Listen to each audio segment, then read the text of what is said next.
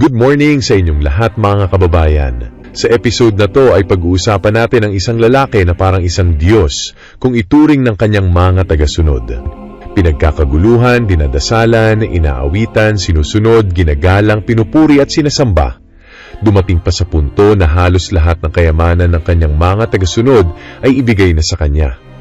Pero sa bandang huli ay biglang nahulog sa kamay ng mga autoridad at nauwi sa likod ng malamig na rehas. Ang mga kwento, gaya ng buhay ni Apollo Quiboloy, ay hindi lamang eksklusibong madidinig sa Pilipinas.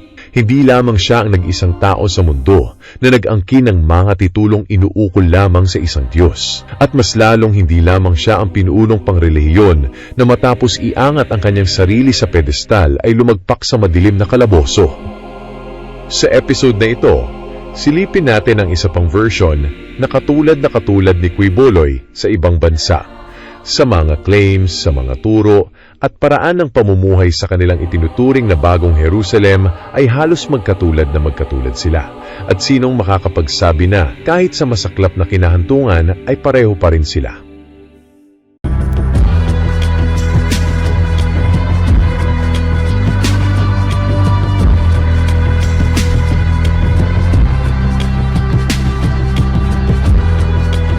Sa Russia, sa isa sa pinakamalamig na rehiyon sa mundo na kung tawagin ay Siberia, isang lalaki din ang sinasamba ng mga tao bilang si Kristo.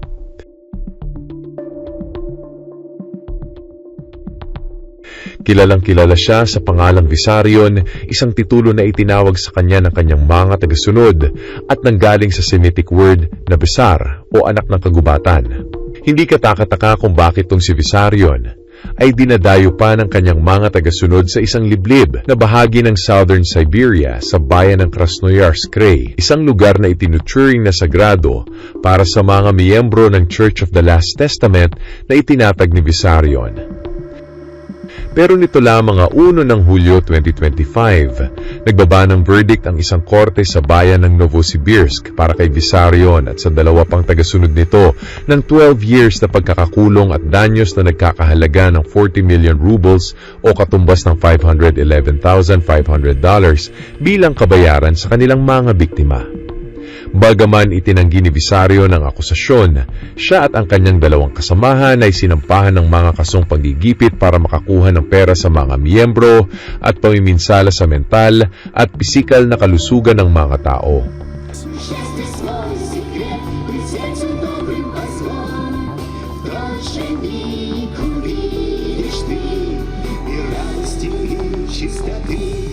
Sa bundok na to, sinasabing nakatira ang reinkarnasyon ni Kristo. Bahagi ito ng bulubundukin ng Sayan sa bayan ng Krasnoyarsk Krai sa village ng Petropavlovka. Ang bahay niya ay pinalilibutan ng isang maliit na komunidad ng kanyang mga tagasunod.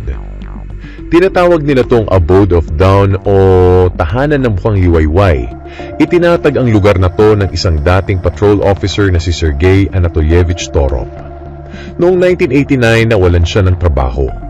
At noong sumunod na taong 1990, sa paniniwalang binigyan siya ng bagong buhay bilang reinkarnasyon ni Jesucristo, tinawag na niya ang sarili niyang Vissarion. Pagkalipas ng 4 na taon, itinayo niya ang komunidad ng Abode of Dawn. Ang mga simbahan at bahay dito ay yari sa mga kahoy at manumanong itinayo. Karaniwan sa enerhiyang ginagamit nila ay mula sa windmill at solar panel. Layunin ng pamayanan na mamuhay ng simple, spiritual at environment-friendly. Bawal dito ang mga nakakalasing na inumin, sigarilyo at pagkain ng karne. Vegetarian ang mga tao at sumusunod sa mahigpit na moralidad ng kanilang relihiyon. Sinasa raw ang misyon kay Torop para maging tunay na anak ng Diyos. At simula noon ay tinawag na daw siyang Vissarion. Ayon kay Ama Oleg Stenyaev na isang pari at pinuno ng Center for the Rehabilitation of Victims of Non-Traditional Religions at minsan na ring nakipag-debate kay Vissarion, kamukha raw ni Torop ang aktor na si Franco Zeffirelli na nagtanghal bilang Jesus sa pelikulang Jesus of Nazareth. At hindi lang daw sila magkamukha, ginaya pa raw ni Torop ang style ni Zeffirelli sa pelikula.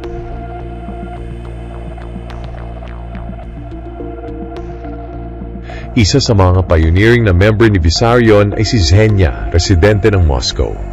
Graduate si Zhenya ng engineering, pero hindi na siya nakapagtrabaho dahil ipinanganak niya ang panganay niyang si Anya.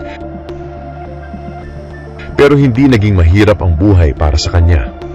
Ang kanyang asawa ay isang scientist at laging subsob sa trabaho. One day ay naikwento kay Zhenya ang tungkol sa bagong Kristo na nasa Russia. Madalas daw itong nangangaral sa Moscow. Nakumbinsi si Zhenya na makinig, nabighani siya sa kabaitan, mainit na pagtanggap, pagiging simple at spiritual, mga bagay na hinahanap niya sa gitna ng istriktong buhay may asawa. Kaya nagdesisyon siyang sumapi sa relihiyon ni Vissarion.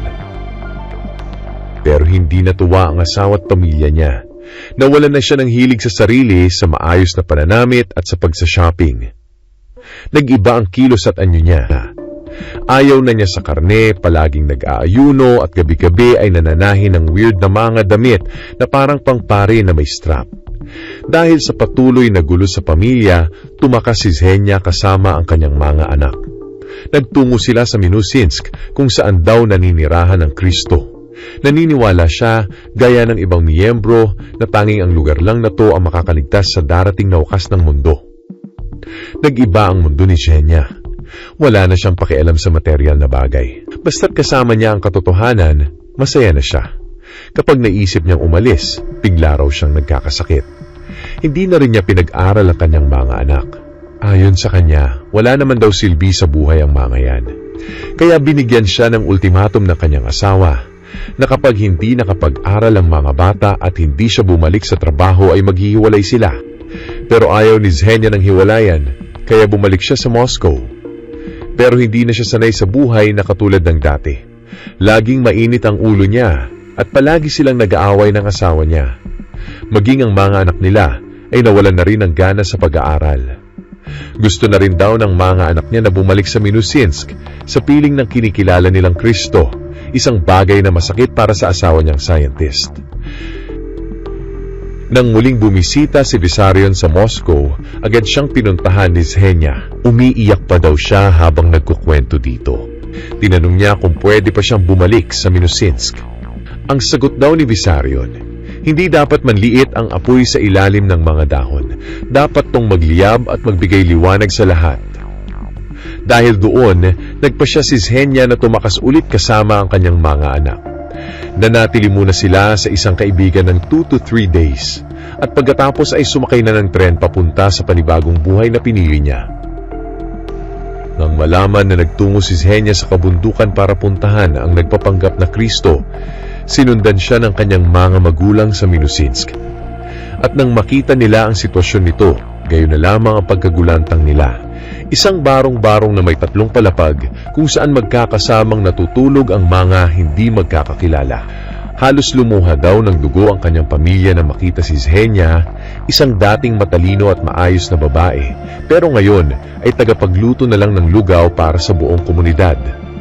Nagmakaawa silang bumalik siya, pero nagbingi-bingihan si Zhenya. Kalaunan ay sumunod din doon ang kanyang asawa, at nang makita nito ang payat at nanlalambot na mga anak, pasikreto niyang ipinuslit ang mga ito. Dinala niya sa doktor ang mga bata dahil sa sobrang payat at tila may sakit pa. Ang anak nilang si Ulya ay muntik nang mawalan ng pandinig dahil sa impeksyon sa tenga nito. Agad naman silang nagamot ng doktor at nailigtas. Sa huli, nauwi sa diborsyo ang pagsasama ni Zhenya at ng kanyang asawa habang ang mga bata ay nanatili sa poder ng kanilang ama. Si Zhenya ay naiwan sa Minusinsk. Nagtrabaho siya bilang yaya sa isang bahay ampunan habang patuloy na nananalig pa rin kay Vissarion. Ang makukulay na litrato ng kanyang mga anak na nakasabit sa bintana, yun na lang ang naiwang alaala ng dati niyang buhay.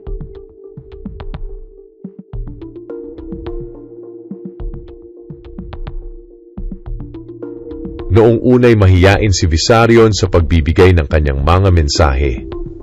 Pero kahit ganon ay nakakuha na siya ng mga tagasunod na agad ding nanghikayat at nangalap ng mas maraming tagapakinig. Pinapalaganap din nila ang kanyang mga aral. Idineklara nila ang rehiyon ng Krasnoyarsk bilang lupang pangako. Sa paghahangad ng katotohanan at isang mahiwagang kinabukasan, nagsimulang magtipon-tipon sa Siberia ang unang batch ng mga alagad. Sa simula, parang litong-lito si Torop sa paghahanap ng mas organisado at kapani-paniwalang doktrina. Sinubukan pa nga daw niyang mag-perform ng mga milagro. Sa isang isyu ng lokal na newspaper sa Minusinsk na kung tawagin ay Nadezhda, sinabi na mayroon daw na italang audio recording kung saan si Vissarion di umano'y nagpalayas ng demonyo mula sa isang babae. Ngunit sa audio, hindi malinaw kung ano talaga ang nangyayari. Puro sigawan, umuungol, at paulit-ulit na monotone na hindi tiyak na sigaw ni Vissarion ang maririnig. Lumayas ka, maruming espiritu, pinalalayas kita. Pagkatapos noon, maririnig ang babae na kalmadong nagpapasalamat at sinasabing magaling na siya. Pero hindi na ginamit ang recording na ito para i-promote ang kanyang pagmimilagro dahil kapansin-pansing gawa-gawa lamang ito. Dahil hindi gumana ang pagmimilagro, nagbago si Vissarion ng strategy. Nang tinanong kung kaya ba niyang gumawa ng milagro, ang sagot niya, "Kaya ko naman, pero hindi ko kayang gawin ng pasadya. Kapag may milagro, kahit sino ay pwedeng maniwala sa akin. Pero ang tunay na pagtanggap sa Diyos ay dapat na nanggagaling sa puso."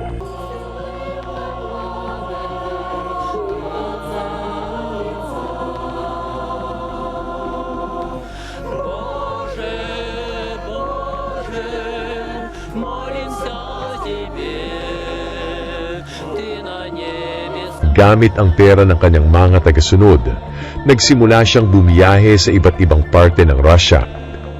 Nang magkaroon siya ng apostol sa katauhan ng isang dating showbiz singer na si Vadim Redkin, doon daw talaga sumigla ang kanilang misyonaryo at organisadong mga aktibidad. Ayon sa aklat ng Last Testament na opisyal na Biblia ng grupo, nagkakilala daw si Vissarion at Redkin sa Moscow noong February 28, 1992. Pero may posibilidad na sinadya talagang hanapin ni Redkin si Vissarion para gawing mas maayos ang organisasyon at mas mapalawak ito. Posible din na nasa likod niya ang ilang hindi pinapangalanang mga personalidad. Sa totoo lang ay napakaraming salungatan sa kanilang mga kwento. Mula noon, umikot na si Vissarion sa halos buong bansa. Kaya na niyang magsalita ng sunod-sunod ng walang hinto. Mas may lakas ang kanyang boses at mas tiwala na siya sa kanyang sarili. Masasabi na nagkaroon ng malaking papel dito ang showbiz skills na kanyang kinikilalang apostol na si Redkin. Aktibo rin si Vissarion sa pakikipagkita sa mga psychic, occultist, UFO believers at kung sino-sino pa. Nang panahon ding yon, nakatanggap siya ng kumpirmasyon na siya nga talaga si Kristo at isinulat agad ito sa librong Last Testament.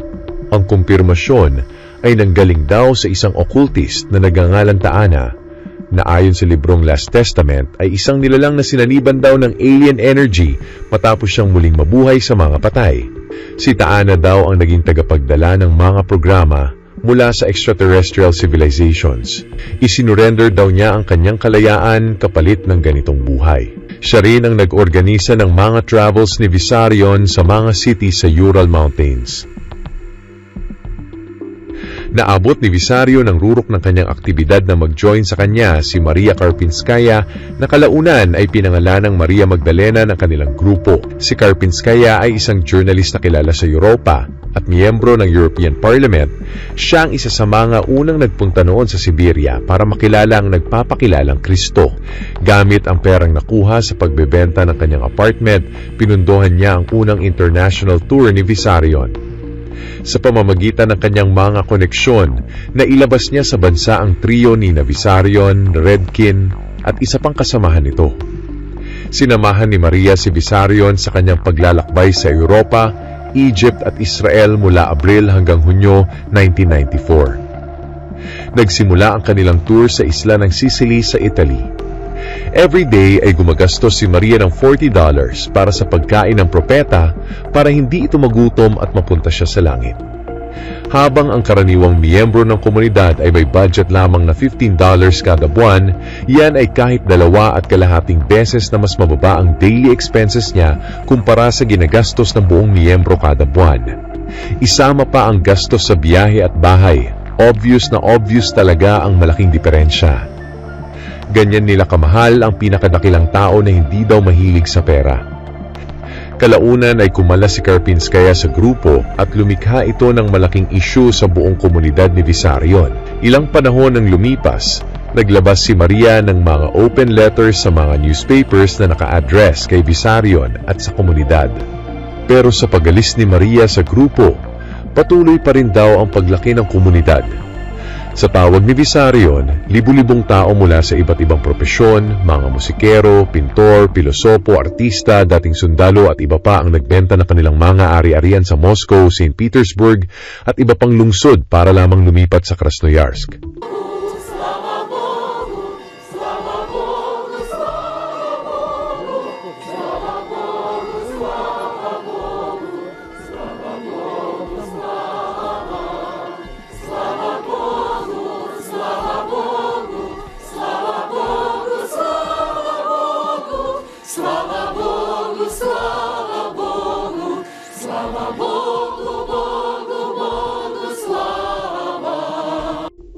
Dito raw nila mararanasan ang pamumuhay bilang isang masayang pamilya kung saan bawat isa ay nag-aalaga sa isa't isa, mapagmatyag sa paligid at laging handang sumalo sa mga nadadapa. Ang security team ni Vissarion ay binubuo ng mga dating opisyal ng pulisya at militar. Sama-samang itinayo ng mga miyembro ang tinatawag na Bahay ng Guro sa bayan ng Malaya Minusa kung saan nanirahan si Vissarion kasama ang ilang piling pamilya. Kasabay nito, sinimulan din ang konstruksyon ng isang 3 palapag na kahoy na mansyon para kay Vissarion sa Petropavlovka. Noong June 24, 1994, opisyal na narehistro sa Justice Department ng Krasnoyarsk ang samahan ni Vissarion bilang Society of United Believers. Nakasaad sa kanilang mga bylaws ang sama-samang pagsasabuhay at pagpapalaganap ng aral ng nagkakaisang pananampalataya at iba pa. Noong Oktubre 1995, muling nairehistro ang grupong ito bilang Church of the Last Testament, isang samahan na kinabibilangan ng mga taong dating kabilang sa iba't ibang sekta ng pananampalataya pero hindi kailanman naging miyembro ng tradisyonal na simbahan sa Russia. Sa open letter na ginawa ng dating miyembro na si Maria Karpinskaya, nakasaad naman ang listahan ng mga inaing laban sa dati niyang kinikilalang Kristo. Lahat ng pinaghirapan namin, pawis, talino, at sakripisyo, ay basta na lang kinuha. Winasak, inangkin, at ginamit ng walang paalam. Kung ililista ko lahat ng nawalan, aabutin tayo ng maghapon. At hindi lang ako ang biktima. Ganito nagsisimula ang fascism, sa pag-iisip na ang mundong ito'y para lang daw sa kanya. Kanino galing ang ganong uri ng karapatan? Sino ang nagbigay sa inyo ng lisensyang pakialaman ang pinaghirapan ng iba? Ng mga taong buong buhay nag-ipon para lang magkaroon ng tahanan, at mula sa busilak nilang puso ay inalay iyon sa Diyos, hindi sa inyo. Anong klaseng tapang at kapal ng mukha ang meron kayo para abusuhin ang kabutihan at kahinaan ng taong ito? Ginamit ninyo ang altar ng Diyos para sa sarili ninyong chairman ng isang partido na namimigay ng premyo. Hindi siya isang general na pinipili lang ang bibigyan ng medalya. 3 taon akong nandoon, hindi para kumuha kundi para magbigay. Pero ngayon, napapatanong ako, kanino ba talaga ako nagbigay? Sa Diyos ba o sa bagong Caesar? At kayo, mga kapatid kong minahal at nirespeto, gusto ko rin kayong tanungin, napunta ba sa Diyos ang lahat ng pinaghirapan ninyo? O sa isang taong nagpapanggap lang na siya'y tagapamagitan niya?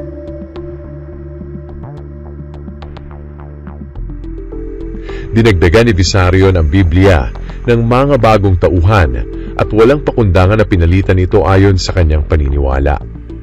Sabi niya, ang Diyos daw na lumikha sa mundo ay tinatawag na absolute, isang nilalang na lumikha ng napakaraming matatalinong mundo. Ang absolute ay material, wala tong kabutihan o kasamaan. Ang Ama sa langit ay anak ng absolute na ito. Siya ang lumikha sa kaluluwa ng tao, lumikha ng kabutihan at pinagmumulan ng espiritu ng buhay na nakisanib sa enerhiya ni Mother Earth, kaya't isinilang ang anak ng Diyos. Meron din daw langit at impyerno. Totoo din daw ang reincarnation. Kapag natupad ng isang kaluluwa ang kanyang misyon at naging maunlad sa espiritual na aspeto, pupunta ito sa langit. Ang mga kaluluwang walang kakayahan na lumago ay napupunta sa impyerno. Muli daw isisilang ang tao ng hanggang 10 beses sa lupa at bawat buhay ay bagong pag-asa para makuha ang espiritual na paglago. Ang demonyo ay virus ng kasamaan na nanggagaling sa pagtitiwala sa isip at hindi sa kaluluwa. Dapat daw ay mas mangibabaw ang puso at hindi ang isip. Ang bunga ng masamang pag-iisip, iyon daw ang virus ng Diablo. Sa madaling salita, ang Diablo ay produkto ng masamang kaisipan. Ayon kay Visarion, para hindi kumalat ang virus ng kasamaan sa kalawakan, handa raw ang mga matatalinong nilalang sa ibang mundo na lipulin na lang ang buong sangkatauhan. Para sa kanya, ito raw ang pinakamadaling paraan para maresolba ang problema ng kasamaan.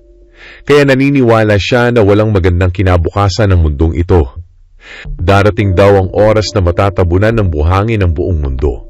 Lulubog ang Minusinsk at ang Moscow na kabisera ng Russia. Lahat ng ito ay mabubura sa mapa ng mundo. Sa loob ng maikling panahon, misyon daw ni Visarion na pag-isahin ang lahat ng mga relihiyon sa mundo para makabuo ng isang bagong uri ng mga tao para sa isang bagong panahon.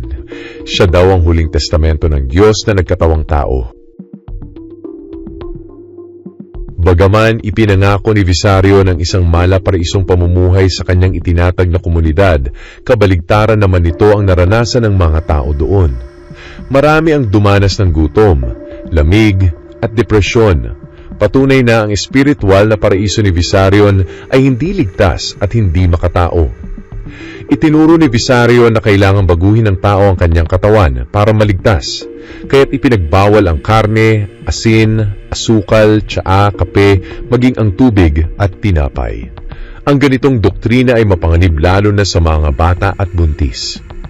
Dahil sa hirap ng pamumuhay, nagsimulang magreklamo ang mga miyembro, lalo na ang mga nagsanla o nagbenta ng lahat nilang ari-arian. Ngunit dahil donasyon ang mga pera, walang legal na habol ang mga biktima.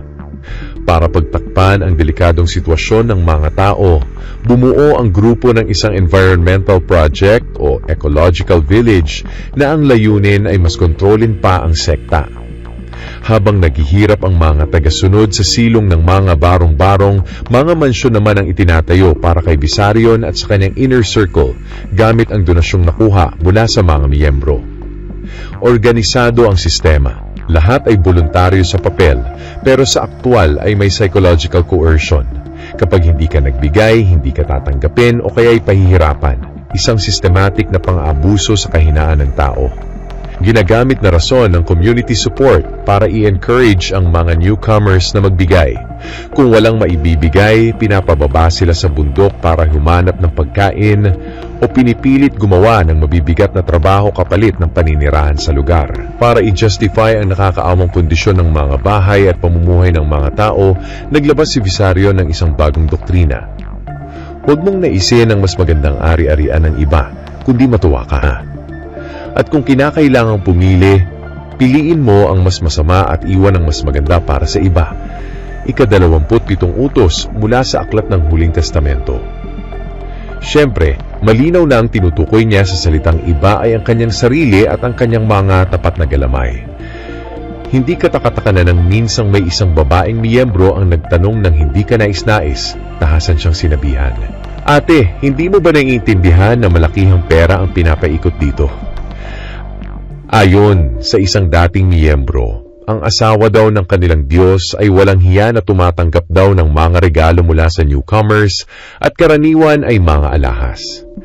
Habang pinagsisisihan ng dating buhay, ikinuwento ng miyembrong ito na minsan ay nagbigay din siya ng isang mamahaling singsing na pamanapan ng kanilang pamilya, isang singsing na may brilyante, na buong init namang tinanggap ng asawa ni Visarion. At speaking of asawa ni Visarion, na ayon sa Wikipedia ay pinakasalan niya sa edad na 19 pero nakasama na niya ng 7-year-old pa lang ito. Marahil magulat ang marami bakit 7-year-old pa lang ay kinakasama na niya ito. 3 taon na ang nakalipas ng sabihin ni Visarion sa BBC na mayroon daw silang paaralan para sa mga mararangal na dalagita. Inihahanda daw ang mga batang babaeng ito para mayroon siyang 6 na anak sa sarili niyang pamilya At para daw lalo pang mapataas ang birth rate sa kanilang komunidad, iginit niyang dapat ibahagi ng mga babae ang kanilang mga asawa sa iba sa pamamagitan ng tinatawag nilang polygamous triangles o tatluhang relasyon. Ayon sa ulat ng diaryong Truth, isa sa mga kahinaan ni Vissarion ay ang kanyang pagkahumaling sa sapatos mula sa brand na Clarks. Ang pinakamurang pares ng Clarks ay nagkakahalaga ng $250, katumbas ng 1.5 year na allowance ng karaniwang miyembro sa komunidad. Habang siya'y namumuhay sa marangyang kalagayan, ang kanyang mga ordinaryong miyembro ay nagtatrabaho ng 12 oras every day at pinairal ang isang mahigpit na vegetarian diet at iba pang sari-saring mahigpit na pagbabawal sa pagkain. May ilan na rin na gustong tumakas mula sa lupang pangako pero wala naman silang ibang mapupuntahan. Ibinenta na nila ang kanilang mga apartment, naiwan na ang kanilang ari-arian sa komunidad at wala ng direksyon kung saan sila pupunta. Para sa mga ganitong tao na unti-unti nang nadidismaya sa buhay na pinasukan nila, may simpleng sagot si Vissarion. Ang kaligtasan ay nanggagaling sa malinis na kapaligiran, malinis na katawan at kaluluwa. Habang nangyayari ang lahat ng ito, tuloy pa rin ang operasyon ng mga recruiter ni Vissarion. Nililibot nila ang mga syudad at villages ng Russia ng loob na ibenta ang kanilang mga ari-arian para di umano sa mas mataas na layunin sa buhay. Marami na ring kilalang personalidad ang nalinlang. Kabilang dito ang singer na si Svetlana Vladimirska at ang sikat na iskultor mula St. Petersburg na si Alexander Lunin. Sa kasalukuyang kalagayan, kahit na biglang magdesisyon ang lahat ng kanyang tagasunod na umalis at bumalik sa dating buhay, mananatili pa rin kay Vissarion ang napakalaking yaman. Mga marangyang bahay sa Minusinsk at sa tinatawag nilang City of the Sun, pati na ang mga apartment sa iba't ibang malalaking syudad sa Russia. Sa madaling salita, napaghandaan na ni Sergei Torop hindi lang ang kanyang kinabukasan, kundi pati na ang kinabukasan ng kanyang mga anak at apo. Nakatiyak na sila ng marangyang buhay habang ang mga dating tagasunod ay naiwan sa kahirapan at kawalang direksyon. Noong taon na akong sumasangguni sa kung saan saang ahensya, dala ang pangamba para sa kinabukasan ng aming mga anak at apo na nahatak sa kulto na tinatawag na Vissarinista. Sa kanyang mga pangangaral, tinatakot ni Mesias Vissarion ang mga naniniwala na magtatapos na ang mundo. Paulit-ulit niyang sinasabi na ang tanging makaliligtas ay yung lubos na nanampalataya sa kanya. Sila raw ang mga tao ng ika-6 na sibilisasyon, mga nilalang na tinalikuran na ang pagkain mula sa lupa at ngayon ay nabubuhay na raw sa enerhiyang kosmiko. 4 na beses akong personal na dumalo sa kanyang mga pagtitipon. Gusto ko talagang maunawaan kung ano ba talaga ang laman ng kanyang aral. Ang malinaw lang sa akin, ginagamit ni Vissarion ang relihiyon para sa pansariling interes at pera. Halimbawa, tuwing may symposium, siya at ang kanyang entourage ay umaalis, pinopondohan ito ng kanyang mga tagasunod, kabilang narito ang sarili kong anak at manugang. Matagal na silang nag-iipon para sa mas maluwag na bahay. Pero dumating si Vissarion, at tinawagan ng kanyang mga tauhan ang anak kong babae para kumbinsihin siyang lumipad papuntang Bulgaria para daw dumalo sa simposyum na pinamagatang kultura at pananampalataya. Ipinangako sa kanya na ibabalik ang lahat ng gastusin. Pero hanggang ngayon, ni isang kusing ay walang naibalik. Ang isa ko pang anak na babae ay nalubog na rin ng husto sa kulto. Ibinenta niya ang kanyang apartment na kumpleto sa pasilidad, kasama pati lahat ng kasangkapang nandito. Naiwan siya ngayon na may dala lang na kaunting bagahe at nakikitira na lang sa inuupahang maliit na kwarto. Sa darating na tagsibol, balak daw niyang sundan ang kanyang asawa na isa ring miyembro ng kulto sa Minusinsk. Doon sa rehiyon ng Krasnoyarsk, abala sila sa pagtatayo ng tinatawag nilang Bagong Jerusalem. Walang sweldo ang mga tao roon. Walang sapat na pagkain. Literal na parang mga alipin. Nagtatrabaho habang may hawak na palakol, hindi ginagamit ang chainsaw dahil nakakasira raw ito sa kalikasan. May isang pagkakataon na tinanong si Vissarion ng isang audience. Ano po ang ginagawa ng mga taong nagpunta sa Siberia? Saan po sila nagtatrabaho? Sagot ni Vissarion, gumagawa daw sila ng mga sining at likhang kamay, wood carving, pagbuburda, pananahi, at iba pa. Dagdag pa niya, ang mga kababayan nyo ay nagkaroon ng kabiguan. Ninakawan sila at iniwang wala ng kahit anong pera. Pero hindi sila sumuko, patuloy pa rin daw silang nagtatayo ng kanilang mga tahanan. Pero ang totoo, wala namang ganong kabiguan ang mga anak namin noon. May maayos silang trabaho, tahanan, at kinabukasan. Pero dahil sa maling paniniwala, iniwan nila ang lahat at ngayon nabubuhay sa gitna ng mga barong-barong. Ang mga pamayanang ito ay binubuo lang ng 1 o 2 dosenang bahay. Walang maayos na eskwelahan, walang klinik. May elementarya pero ang high school ay nasa malayong bayan pa. Bilang mga magulang, paano kami matatahimik habang pinapanood namin ang lahat ng ito na nangyayari sa aming mga anak? Oo, maraming tao ang nakatira sa Siberia at sa iba't ibang malalayong lugar, pero nabubuhay sila ng sibilisado. Hindi tulad nitong mga anak namin, na nawala na sa katinoan, naniniwala sa isang questionableng katotohanan, at ngayon ay nabubuhay na parang mga tauhan sa isang malupit na religious experiment na hindi nila lubos na naiintindihan.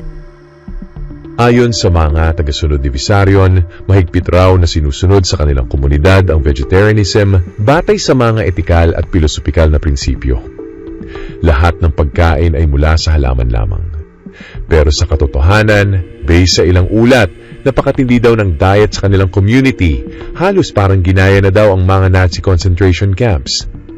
Bawal daw kahit ang pagpapasuso sa mga sanggol, isang kautusang naglalagay sa panganib ng buhay ng mga ina at bata. May mga doktor sa lokal na ospital sa Coragino na nababahala na. Ilang tagasunod ni Visarion ang namatay dahil sa labis na pangangayayat. Ang mga bata ay hindi nabibigyan ng kahit anong medikal na tulong. Mismo si Sergei Torop, na nagpapakilala bilang Visarion, ay umamin na may ilang tagasunod siyang nagpakamatay na. Kabilang dito ang isang nagangalang Yuba, isang babae mula sa Chita region na sumapi sa kanila sa kagustuhang mapalapit sa kalikasan. Isang araw ay naglakad daw ito nang walang anumang suot sa katawan sa gitna ng taglamig. Makalipas ang 3 araw ay natagpo ang patay at nagyayelo ang buong katawan. Maliban sa kanya ay may isa pang babae na nagangalang Nina Mikova ang nagpatiwakal din sa harap mismo ng larawan ni Visarion. Noong October 1995, ang direktor ng kumpanyang Tabrat na si SM Kazakov ay nagsumite ng ulat sa direktor ng NEI Medical Problems of the North para ipasuri ang epekto ng sistema ng pagkain sa komunidad ni Visarion.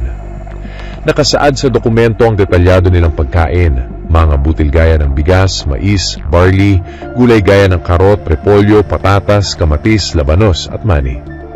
Kumakain din sila ng mga prutas, hilaw man o pinatuyo at mga ligaw na halamang makakain. Lahat ng pagkain ay dapat mula sa malinis na kalikasan. Tuluyan ng ipinagbawal ang karne, isda, gatas at lahat ng produktong gawa rito gaya ng itlog, wine, mantika, kape at produktong gawa sa trigo. Bawal din ang tinapay na gawa sa yeast. Sa halip, gumagamit sila ng natural fermentations gaya ng himel at patatas. Halos lahat ng pagkain ay hilaw o bahagyang niluto lamang. Ang tubig ay hindi sinasabay sa pagkain at kadalasan ay isinasama sa herbal tea. May ilang tagasunod pa na hindi na raw naghahanap ng tubig dahil sapat na daw ang enerhiya mula sa kanilang pagkain. Ayon sa mga pinuno ng Church of the Last Covenant, ang ganitong sistema ng pagkain ay kilala at matagumpay na ginagamit sa sibilisadong mundo. Pero malinaw na panluloko ito. Hindi totoo na ganyan ang pagkain sa sibilisadong mundo. Isa tong paraan para bigyang katwiran ang delikadong patakaran nila habang ipinapakita sa labas na para daw sa kalinisan ng katawan at kaluluwa kung bakit nila ginagawa ito.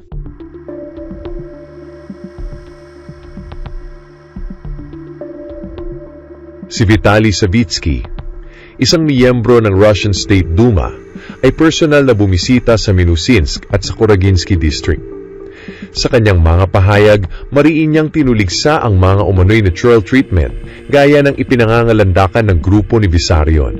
Sinabi ni Savinsky na sa likod daw ng mabubulaklak na panalita at moto ng grupo, gaya ng maayos na ritmo ng trabaho at pahinga ayon sa daloy ng kalikasan, radikal na sistema ng pagkain, at malusog na pisikal na aktibidad sa sariwang hangin, mayroon daw nakatagong brutal na pagdidisiplina na tulad sa mga military camp, kung saan nagugutom ang mga miyembro, kulang sa tulog at babad sa nakakapagod na forced labor sa tinatawag nilang City of the Sun.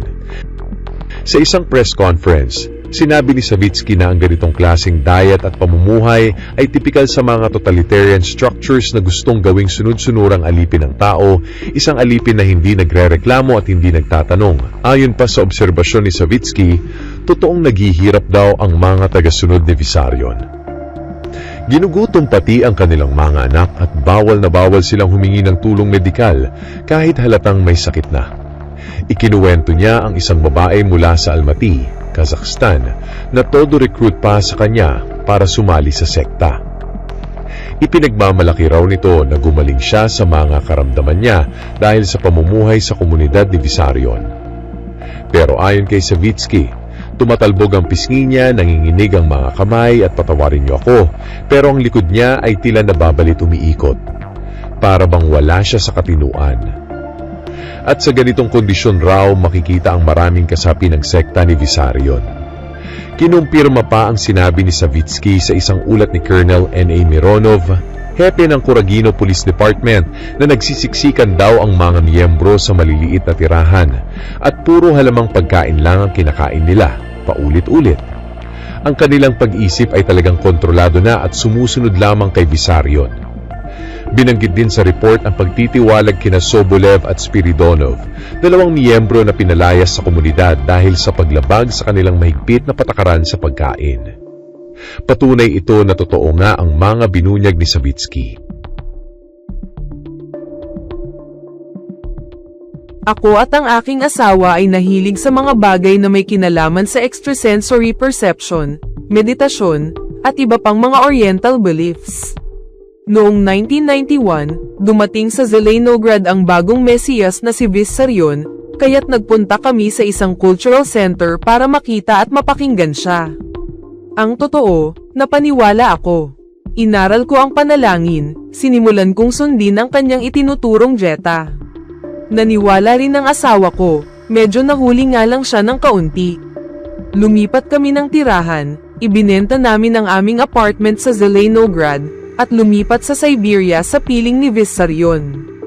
Tumira kami sa isang lumang trailer. Nagmaneho ang asawa ko bilang ambag niya sa komunidad, habang ako naman ay nagtatanim ng gulay sa hardin. Isa tong nakakatakot na tag-init para sa akin. 3 taon na akong hindi kumakain ng karne.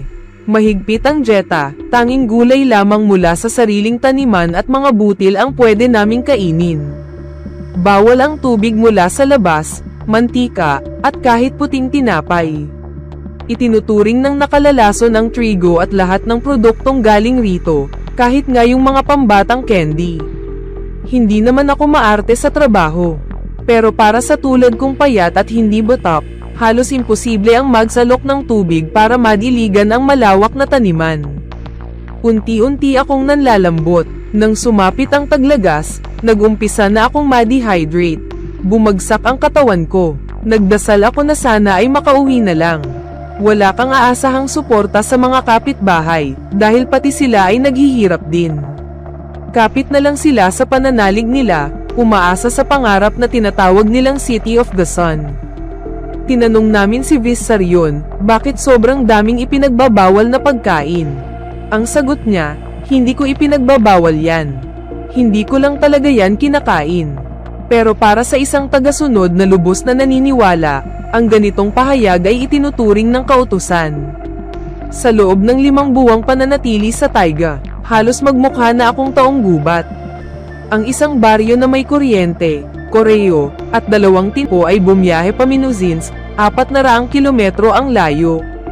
Malaki ang bahay ni Vissarion, gawa sa cedar, maliwanag, at mainit. Kumpleto ang mga anak niya, may sportswear, video, at computer. Naalala ko tuloy yung mga kilala kong tumira sa taiga sa isang maliit na banyo na gawa sa aspen. Sa banig lang sila natutulog. Buntis pa ang babae. Bakit ba kami, gaya ng iba, ay iniwan ng lahat at nagtungo sa kagubatan? Dahil tinuruan kami ni Vissarion na talikuran ng material na mundo. Lumipad kayo, sabi niya. Bitawan niyo na ang inyong mga refrigerator. Pero bakit siya ay mayroon ng mga ito? Bakit ang mga pari niya ay panay pangangaral sa mga baryo, habang kaming mga mananampalataya ay kumakain lang ng lugaw at natutulog sa ilalim lang ng langit, ang siya pang nagtatayo ng City of the Sun at ng templo. Tuturuan daw nila kami kung paano magtayo. May kanya-kanyang misyon ang bawat isa, sabi nila. Ibig sabihin may ilan na halos ibinigay na ang buong katawan at kaluluwa nila, nauubos ang lakas, nauuwi sa nerbiyos at pagkasira ng isip. Samantalang yung iba ay namumuhay ng maginhawa at nagtuturo pa raw ng tamang pananalig. Noong taglagas, sobrang lala na ng kalagayan ko. Natakot ang asawa ko, kaya't kumuha siya ng pera at pinauwi ako, kasama ang anak naming lalaki pabalik sa Zelenograd, sa nanay ko. Pagdating ko sa bahay, muli kong naramdaman ang init at pagmamahal ng pamilya. Tinulungan ako ng mga magulang ko at pati ng mga magulang ng asawa ko. Wala nang papalit sa ganitong uri ng pag-aaruga. Sa dinami-rami ng pinagdaanan ko, parang hindi ko na kayang maniwala pa kay Vissarion. Sa Zelenograd, mayroon pa ring mga tagasunod ni Vissarion. May kilala akong babae na sinusunod pa rin ng mahigpit na dieta at tulad ko noon, ay nasa bingit na rin ng pisikal na pagkaubos. Wala kayong maipaparatang sa akin. Ako'y buong puso at buong tiwalang naniwala sa ginagawa ko. Hindi ko na sinuri, basta ko na lang ibinenta ang apartment ko. Pinutol ko ang lahat ng daan pabalik. Ibinuhos ko ang lahat ng lakas ko, pisikal at moral. At ang pinakamasakit, naniwala ako sa pangakong maganda, dalisay, at maliwanag na kinabukasan tulad ng sinabi ni Vissarion. Pero ang totoo, isang mabangis na daigdig pala ang sumalubong sa amin kung saan ang batas ay, ang malakas ang siyang nabubuhay. Umuwi akong wasak ang puso, ubos ang loob. Binasag ko ang kaligayahan ko sa sarili kong kamay. Nasira ang pamilya ko. Nawalan ako ng asawa dahil ayaw na niyang bumalik sa amin. Sabi niya, wala daw akong kinabukasan kung mananatili ako sa mga magulang ko. At hindi lang ako, marami sa loob ng komunidad ni Vissarion ang ganito ang sinapit, nawasak ang pamilya. Sa loob ng komunidad ay mahigpit na ipinagbabawal ang pagtanggap ng propesyonal na tulong medikal at paggamit ng gamot. Sa halip, isinusulong ang paggamit ng halamang gamot at sa ilang pagkakataon ay isinasagawa pa ang urine therapy o ang pag-inom ng sariling urine kahit sa delikadong paraan. Kapag may seryosong sakit, imbes na tawagin ang doktor, ang ginagawa lang ay taimtim na panalangin para sa may sakit. Isa rin sa mga alituntunin ng sekta ay ang panganganak sa bahay. May mga kaso rin kung saan pinapanganak ang bata sa batya na puno ng tubig, isang uri ng water birth na walang sapat na medical support at tamang preparasyon. Isang bagay na malinaw na naglalagay sa panganib sa ina at sanggol.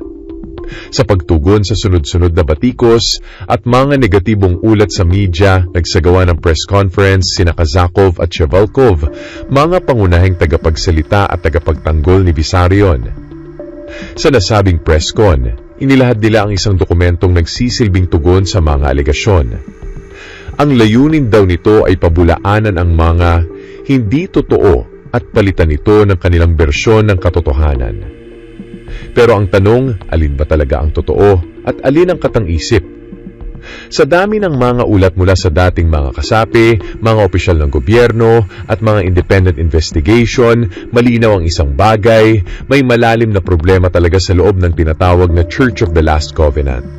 Ayon sa mga tagapagtanggol ni Vissarion, ang traditional medical support ay kinakailangan lamang daw kapag hindi na kayang labanan ng katawan ng sakit tulad ng malalang kondisyon ng mga chronic disease, malubhang impeksyon, mga pinsala at mga komplikadong panganganak. Kadalasan, ang unang lunas ay ibinibigay ng mga members na may background sa medisina. Sinabi pa nila na napakaraming kaso na daw nila na bumubuti ang kalagayan at nawawala ang ilang chronic illness. Matapos sabihin ang kanilang palyadong paliwanag, hindi na malaya ni Kazakov at Chevalkov na nahuli sila sa sarili nilang bunganga. Ang mga may chronic illness ay nangangailangan ng regular na konsultasyon at gamutan mula sa doktor. Hindi dapat inaantay na lumala pa bago kumilos. Pero ayon sa paliwanag nila, saka pa lang daw maaring humingi ng tulong kapag malubha na ang kondisyon. Bukod pa rito, mahirap paniwalaan na mayroon silang mga qualified medical professionals para sa lahat ng mga sakit sa village.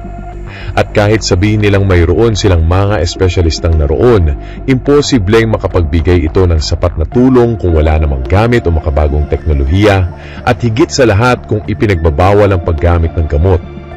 Isang malagim na halimbawa na pwedeng mangyari sa ganitong sistema ay ang lumabas sa police report ng Kuraginski Police noong October 5, 1995. Ayon sa report na ito, noong ika-15 ng Setyembre 1995, namatay ang batang si Edward Cuclin na ipinanganak noong 1991 sa dormitoryo ng Motorsk OPC. Ayon sa paunang pagsusuri, double pneumonia o dalawang bahagi ng baga ang may impeksyon ang naging sanhi ng pagkamatay nito. Ayon pa sa report, mula pa noong September 7 ay may mataas na lagnat na ang bata pero hindi siya dinala sa ospital. Sa halip, ayon sa ibang kasapi ng komunidad, ginamitan siya ng Ivanov method, binubuhusan ng charged water ang bata kada 2 oras. Sa forensic autopsy na isinagawa sa Kuragino, napag-alamang ang agarang sanhi ng kamatayan ng bata ay hydrothorax o labis na tubig sa baga na lumala dahil sa hindi ginamot na pneumonia at pleurisy o pamamaga ng lining ng baga. Maliban kay Cuclin, namatay din ang 15 buwang gulang na si Arkasia Drozdov dahil sa isang malubhang sakit na hindi agad na itakbo sa ospital.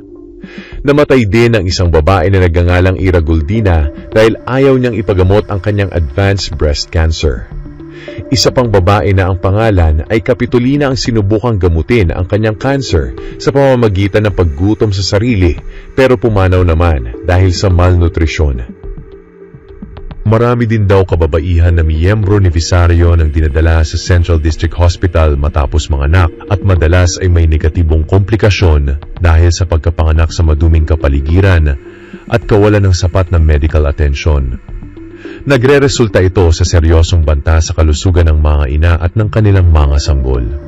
Due to religious reason, hindi daw nagpaparehistro ang mga buntis mula sa komunidad ni Visarion, hindi rin sila nagpapasuri, kaya mahirap para sa ospital na maaga silang may admit at mabigyan ng nararapat na tulong.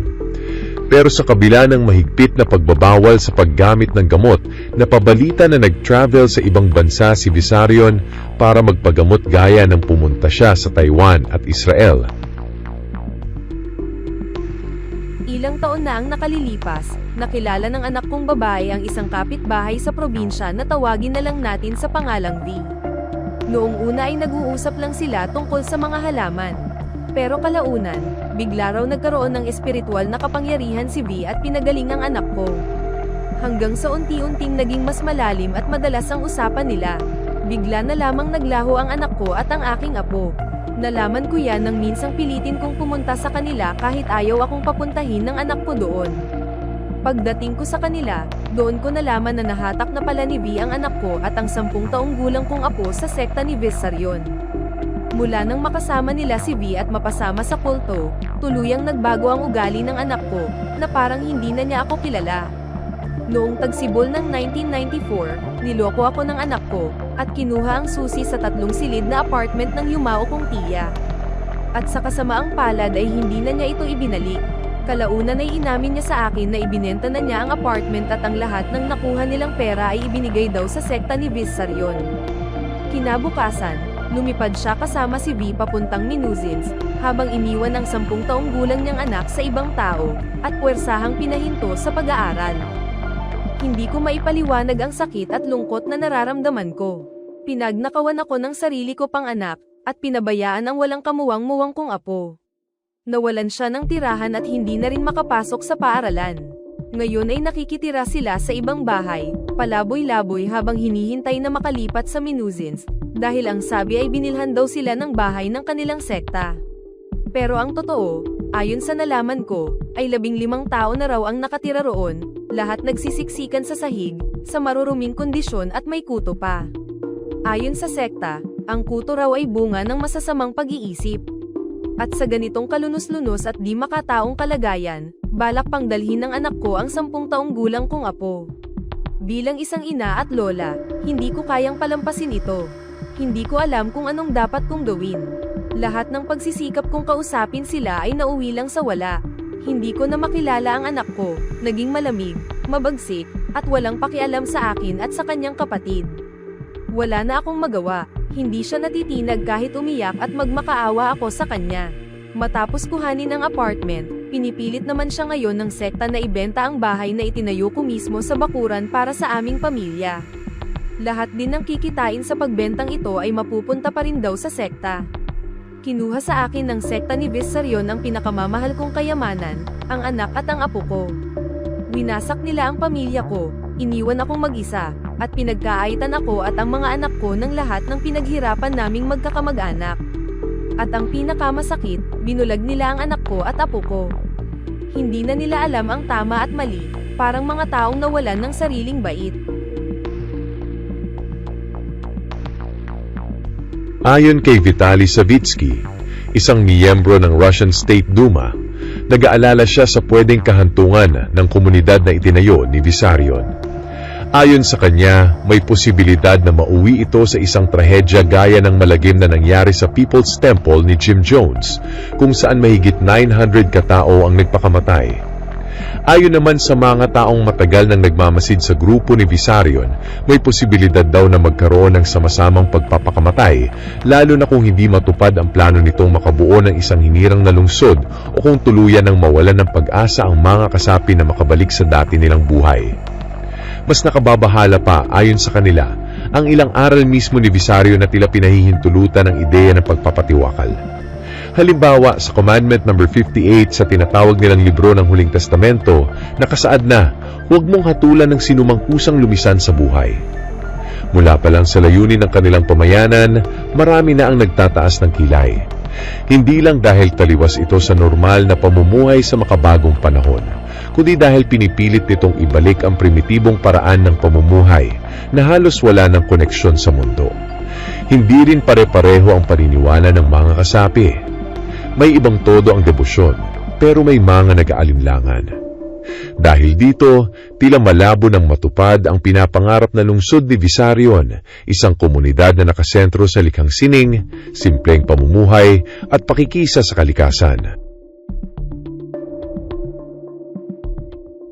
Noong October 6, 1995, ipinalabas ang isang kautusan mula sa pamahalaan ng Coragino District kung saan pinagbabawalan ang relihiyon ni Vissarion na gumamit ng anumang pampublikong gusali.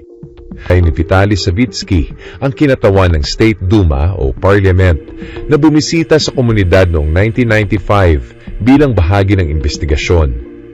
Ayon sa kanyang mga kasama, may mga dokumentong dapat sana niyang isasubmit sa General Prosecutor's Office, pero pagkatapos ng kanyang pagbabalik ay agad siyang nasawi sa isang kahina-hinalang aksidente sa sasakyan.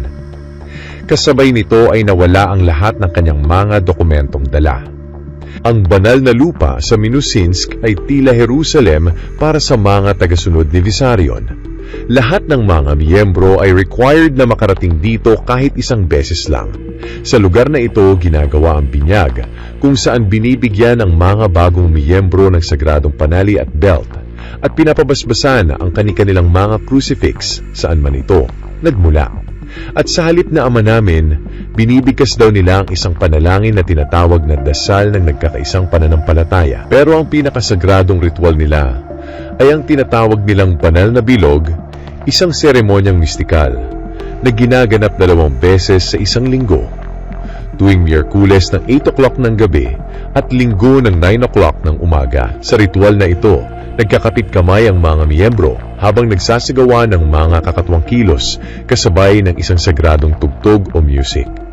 Sa panlabas, mukha tong banal, pero sa likod nito ay grabe daw ang epekto sa isip ng mga kasali.